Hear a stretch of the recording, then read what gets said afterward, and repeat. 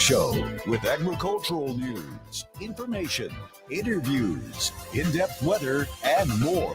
It's Terry Henne and his Farm Show on 100.5 and 790 News Radio WSGW and online WSGW.com.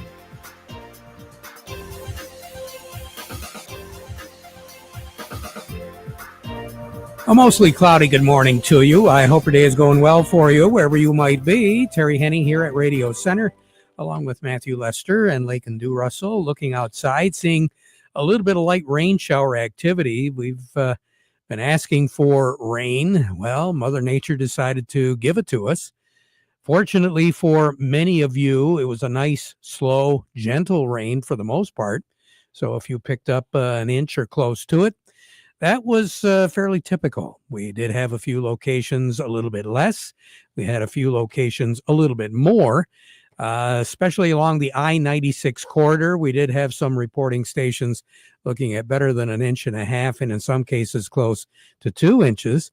And then in northern Michigan, we did see some precipitation tallies of better than 2 inches there, but no big gully washers to worry about. It was a very nice rain, much needed, and fortunately for a lot of the lawns out there, they're going to begin to look a little bit better.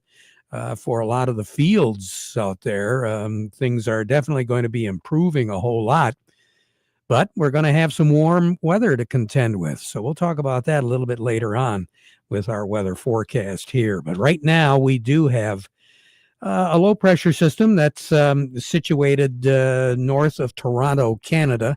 That is going to be moving off into eastern New York State over the next 12 to 18 hours.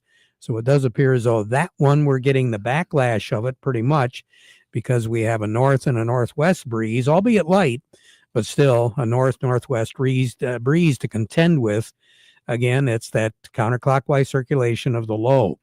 The other that's affecting our weather, and it's dramatically going to affect our weather as we move a little bit closer into the weekend, is a high-pressure system over the Gulf. That is going to be moving up north, and eventually it's going to wind up over Tennessee in the Tennessee Valley.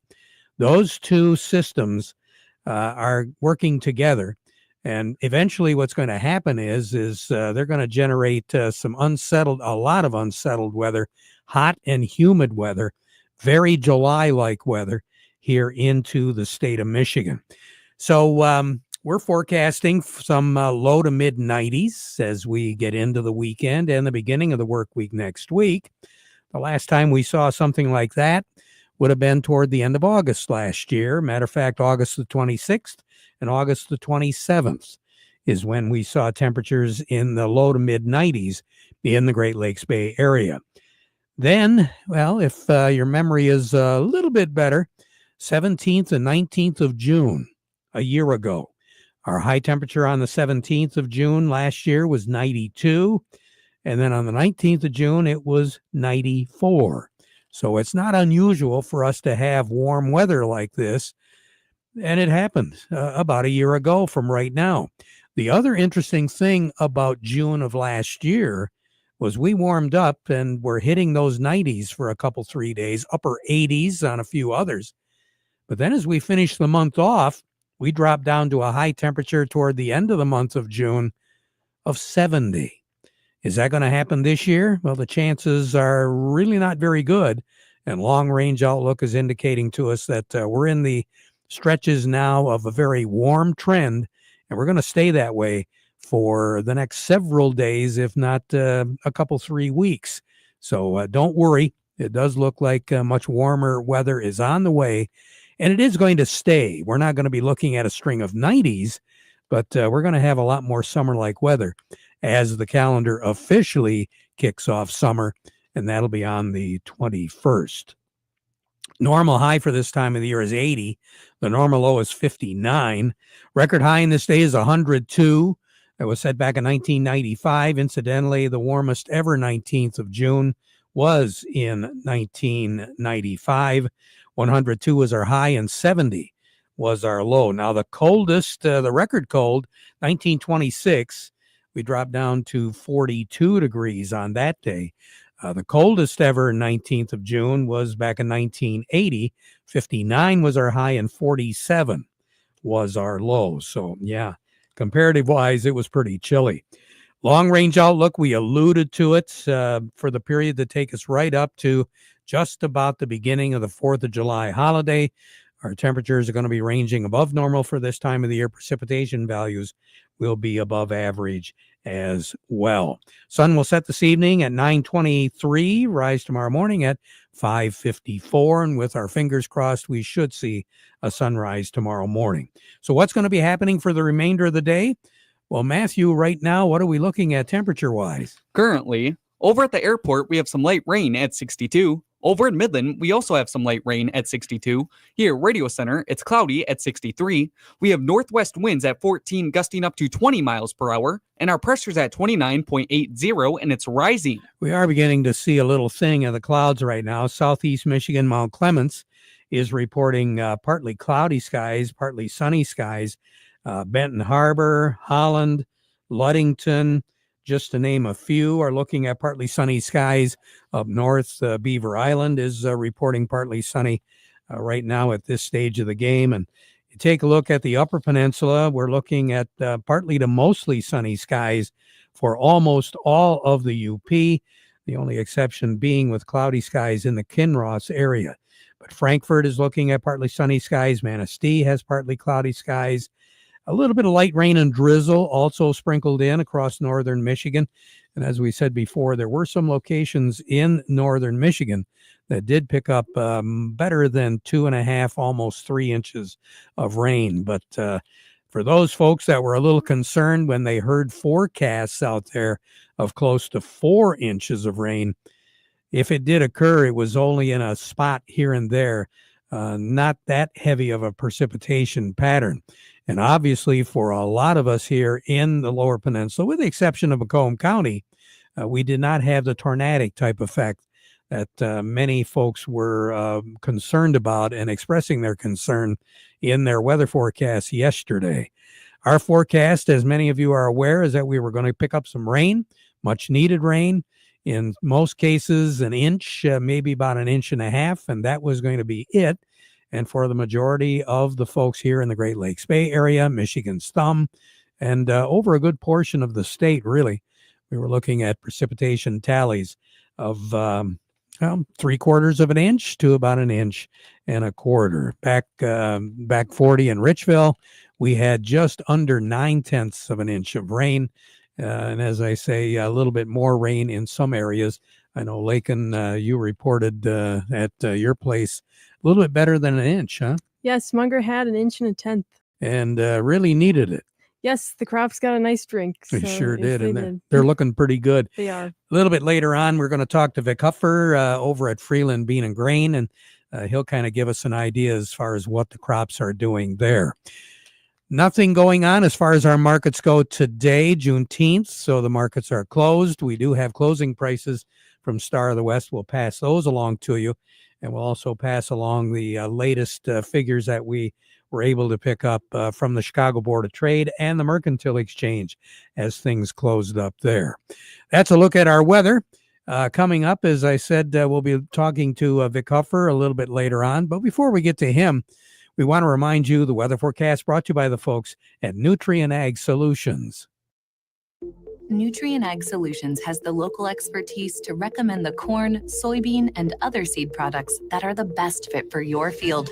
Plus, unparalleled agronomic support with products and services to unlock yield potential and improve crop performance from planting to harvest. Ask about our financing options to help you get more from every acre and lead the field.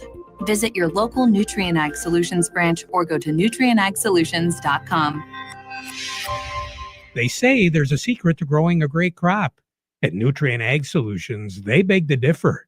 It all starts with a strong foundation, and when it comes to fertilizer, there's no question that Titan XE drives dry fertilizer performance. They've been unlocking the potential in every prill of dry fertilizer with biocatalyst technology for over a decade. Visit lpi.ag/Titan or contact your Nutrien Ag Solutions crop consultant to drive your crop's potential today. You know, we've been talking about our good friends at RoofMax, and I'm very glad that they took care of my roof, given the fact of all the rain that we picked up over the last 24 hours. But some of you are a little concerned, and you should, because you really have to rely on your roof, especially when you're looking at rain shower activity. Steady rains, yeah, that's a pain enough, but you get those heavy downpours. You don't want to have leaks all over. It's really a good idea to have your roof inspected. Inspected before you make a decision of what you should do with that roof. And the gentleman that you should get a hold of is Ben. He's at RoofMax. And he'll come out, he'll take a look at your roof. He'll give you a free roof assessment and tell you what your options are. Now, in some cases, you don't really have a choice. You do need to have a new roof.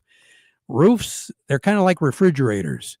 You know, I just got that roof put on not too many years ago. Then you find out it was like 24 or 25 years ago when you had the roof on. It's like the refrigerator that all of a sudden isn't working right. Well, I just bought that a couple years ago. Yeah, you bought the refrigerator about 12 years ago, and things have changed. Things have changed a lot when it comes to your roof. There's a lot of external forces involved with the roof and the health of your roof. So how do you go about measuring that? Well, again, get that free roof assessment from Ben. He very possibly will be giving you the option of his product, which is RoofMax. And in my case, he gave me that option, and it was one of the best options I had ever taken advantage of, because simply I saved thousands of dollars and added more life to my roof. It's kind of like peace of mind. You know, you talk to somebody who really knows what they're doing. They get the crew up there and they take care of it for you. You leave your house in the morning, they're not there yet. You get home at night, they're not there. That's because they did it. And they did it very thoroughly. They took care of all the little things that you needed to have touched up before they applied the product. And then they picked up after themselves. So you didn't even know that they were there. It's all a part of the service that you get. It's all a part of just simply going to askbenhow.com. That's askbenhow.com. Or give him a call, 859-6751. That's 989-859-6751. Because a little care today is going to save you a whole lot more tomorrow. As far as our markets are concerned, Star of the West had these markets close at the end of trade yesterday. The wheat, very strong day yesterday, finished up 25 cents. White wheat was at $5.65. The red wheat was at $4.89. The new crop white wheat was at $5.75, with the red wheat at $4.89. Corn had a good day, finished up $3.74. The new crop was up 5 at $3.79. And the soybeans in Frankenmuth, as well as Cass City and Rapson, finishing up a penny at $10.05. The new crop was unchanged at $9.88. As far as the mercantile exchange was concerned, the beef complex finished on the positive side, ranging anywhere from 80 cents to $1.10 to the positive. Pork complex over on the Merc was anywhere from 50 to 65 cents to the positive. Crude oil finished up 30 cents yesterday with a July contract at $75.14. The market report has been brought to you by the folks at the Frankenmuth Credit Union.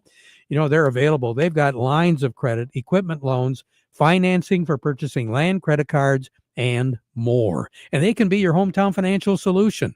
Real easy to work with. And of course, they've got branches all over the place, more than 30 of them the last time I counted. Find out more by the touch of a finger. Go online at frankenmuthcu.org. Market report also brought to you today by the Michael Sarr Crop Insurance Agency. Remember, Mother Nature is going to do whatever she decides she's going to do, and you don't have anything to say about it. Well, yes, you do. It's called Be Prepared, Risk Management. The Michael Sarr Crop Insurance Agency is licensed to serve all of Michigan with both conventional and organic crop insurance. You can reach their agents directly on their cells for questions or emergencies, or give them a call. The home office, 989-868-4722, the Michael Sarr Crop Insurance Agency. Why don't we find out right now what's going on out in the fields? Much needed rain in a lot of areas. Vic Hupfer with Freeland Bean and Grain joining me right now. And Vic, I did hear some applause yesterday afternoon and last night. Mother Nature did get a standing O for some folks. Well, I think the biggest thing that's nice about it is for the amount of rain we got, Terry, the way it came. Not a lot of bright sunshine afterwards, which is always a beneficial thing, especially when temperatures can be quite warm. These cool temperatures with getting 2 inches upwards of into 3 inches. When I came into work this morning through coming through the Auburn area, I was really surprised that the soil's taking it very well. So we're not seeing a lot of water sitting on top. We're not seeing water sitting between the rows, and these cooler temps. I mean, the day after to have 62 degrees is just unbelievable for a rain like that. This is the crop is going to use, the soil is going to take every portion of this and just consume it really well versus any of it getting burned off by sunshine. And yes, it was a well-needed rain, came at a very timely thing for sugar beets especially. I think our sugar beets were putting down a root system fairly well, but with the 90-degree heat coming, this is going to be very beneficial to them to help them go through any stress periods they could have to deal with there, and even other crops that can have to deal with stress in those same situations, corn especially as well. Corn can definitely be taking it very hard through 90-degree heat because it tends to want to shut down for those periods of time, but this will help with that stress period of going through that high heat. Other than that, other things to look for, I am, from some other crop consultants around, I am hearing some bean leaf beetle in some soybeans, especially the untreated ones, because without having any insecticide with the seed, we're seeing a little bit of that around, but it's nothing that's overwhelming. That's going to play a huge role in people's. If people are going to be spraying, I would say search for them, contact a professional if you need to look for them, and possibly add an insecticide with your herbicide pass that you're going to be going through. But outside of that, there's nothing really else to report going on in the field at this current time. You mentioned something really important, Vic, and that is the cool weather today is really going to help a lot because, yeah, we're going to be looking at heat and we're going to be looking at high humidity, and hopefully we don't get too much wind out there. But I think this heat and humidity could really generate a problem, especially if we wouldn't have got this rain. That's like I was mentioning just before, Terry, this rain is very much needed going into this high heat because some of the narrower row beets were starting to show not so much stress, but you could tell that some of the heat we were already getting was starting to become a little more of a problem because they need water.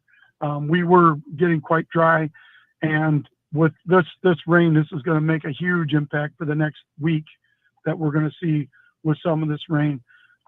Biggest thing going forward from now with getting a fair amount of rain like this, some of the crops are going to explode a little bit with this rainfall and the heat as far as getting corn side dressed. There are some people that are probably going to show some concerns with some of that because, this can alter some of your ideas and plans that you might have had as to when you were going to side dress.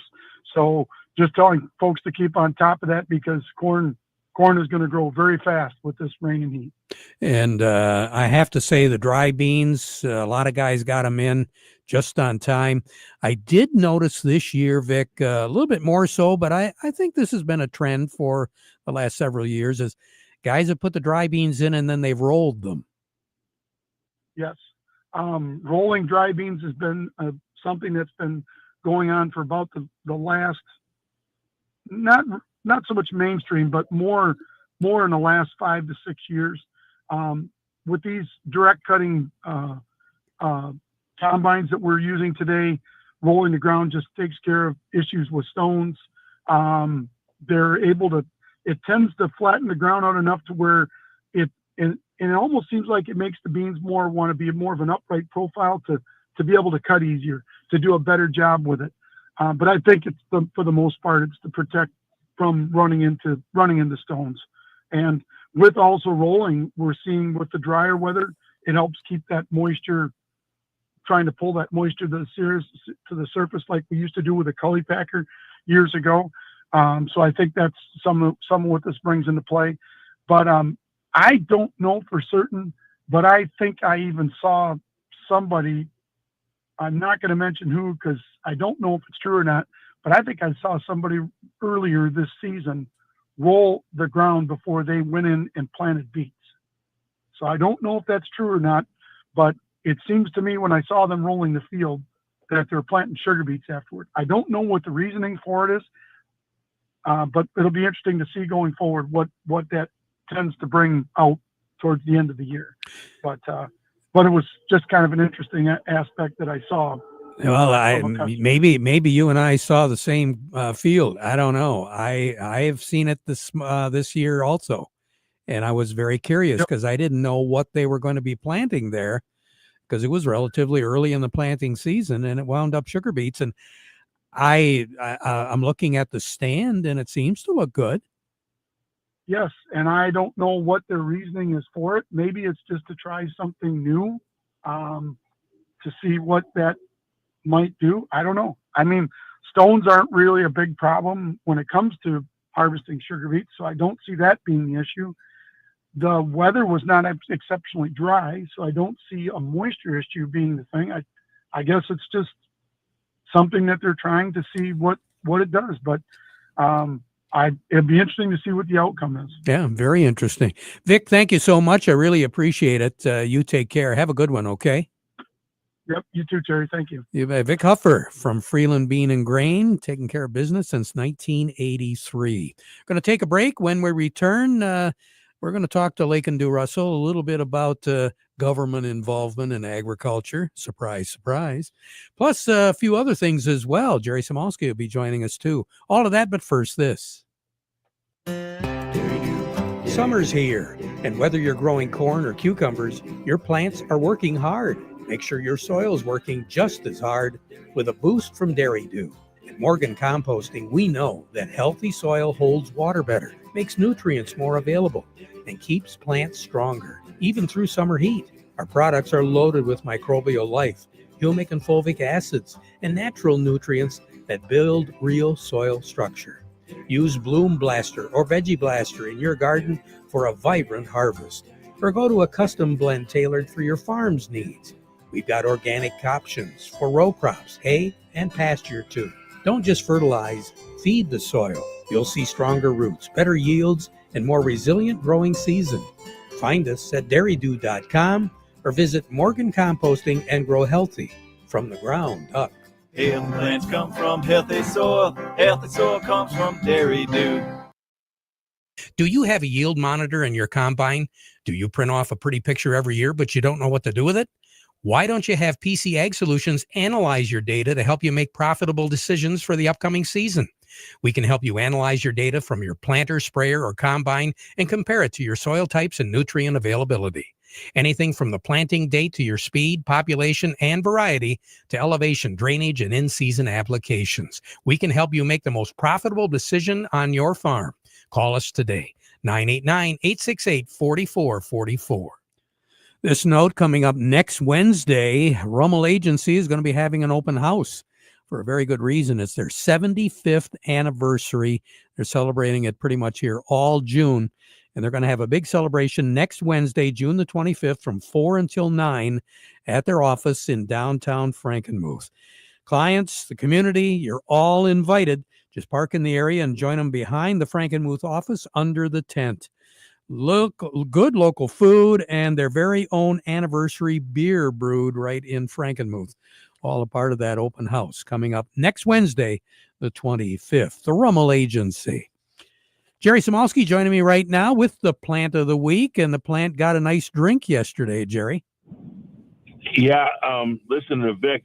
He just nailed it with everything with the weather for turf grass, for plants, trees, and shrubs. It was a very timely, beautiful rain. I had 1.8 in my gauge this morning, so I'll see at the end of the day how much we end up with. But plant of the week this week is Coosa Dogwood. Coosa Dogwood is a flowering dogwood. It's upright and it's nice star-shaped blooms, 3-4 inches across, are just spectacular. Easy to grow. Always moist, well-drained soil is preferred, but it'll take a little bit heavier soil, and it just plays well with other plants. Beautiful plant. Again, right in full flower right now. So if you're seeing something that's just big and white, then that's likely going to be Coosa dogwood. Very good, Jerry. And you've got them at the nursery. We sure do, and we're there weekdays 9 to 5 and Saturday 9 to 2. Jerry Samolsky, thank you so much. Jerry Samolsky, Bay Landscaping and Garden Center in Essexville. Lake and Dew Russell, let's talk a little bit about the government. Sounds good. President Trump has given Homeland Security clearance to check the immigration status of laborers on farms and ranches. Agricultural operations will not be exempt from the ICE raids. Eric Pfeiffer has the report. Despite recent assurances from President Trump and USDA Secretary Brooke Rollins, Homeland Security has reversed guidance and says it will now conduct immigration raids on farms. Rollins told the House Ag Committee recently. On April 10th at our cabinet meeting, the president himself brought this issue up and specifically directed Secretary Chavez DeRimmer, along with myself and Secretary Noem, our DHS secretary, to ensure that we are doing everything we can to make sure that these farmers and ranchers have the labor that they need. Despite that, DHS has just directed its field offices not to exempt farms, hotels, and restaurants from enforcement actions.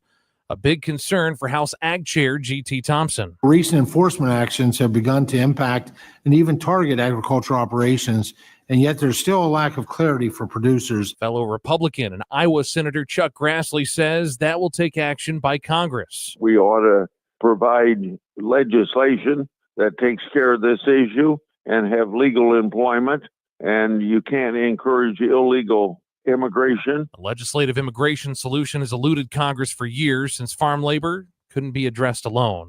From the Department of Homeland Security to the Department of Health and Human Services, more than 250 ag groups representing farmers, ranchers, and agrochemical companies are urging the Trump administration to seek their input on future meetings of the Make America Healthy Again Commission after their first report pointed to pesticides as a possible health risk. Reuters reports the farm sector has been pushing for more involvement in the work of the commission, established by President Trump in February and named for the social movement aligned with Health and Human Service Secretary Robert F. Kennedy Jr.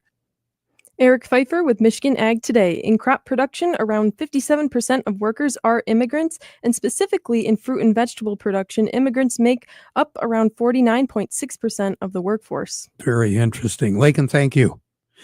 We'll be back at 12:30 with an update. Now you stick around for that. We conclude now with the playing of our national anthem, brought to you by Euclid Avenue Coin in Bay City.